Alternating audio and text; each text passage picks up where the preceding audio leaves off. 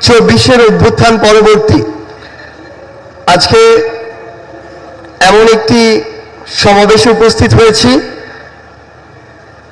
যেই সমাবেশে যে মানুষগুলো উপস্থিত রয়েছেন তারা আমার 24-এর অভ্যুত্থানের সহযোদ্ধা।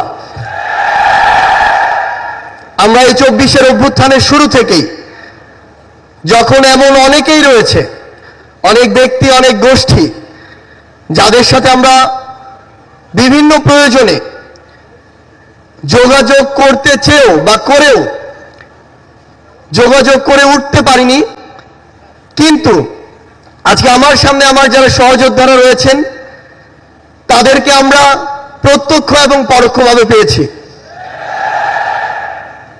এই অভ্যুত্থানের রাজপথে থাকা, পরামর্শ দেওয়া,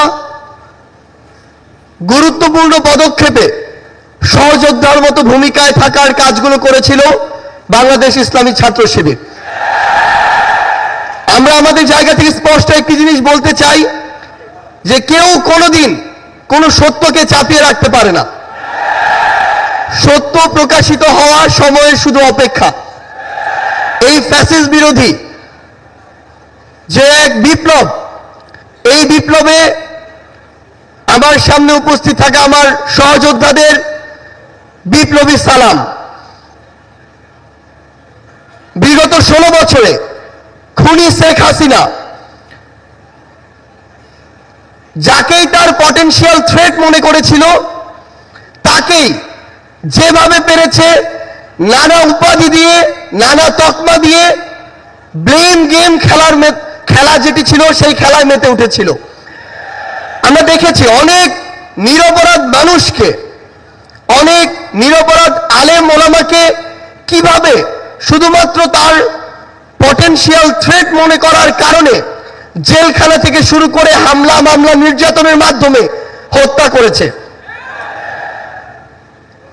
আমরা আমাদের জায়গা থেকে মনে করি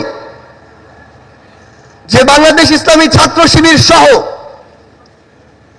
বাংলাদেশের এমন অনেক গুরুত্বপূর্ণ ব্যক্তি ছিল, সংগঠন ছিল, যাদেরকে এই খুনি শেখ হাসিনা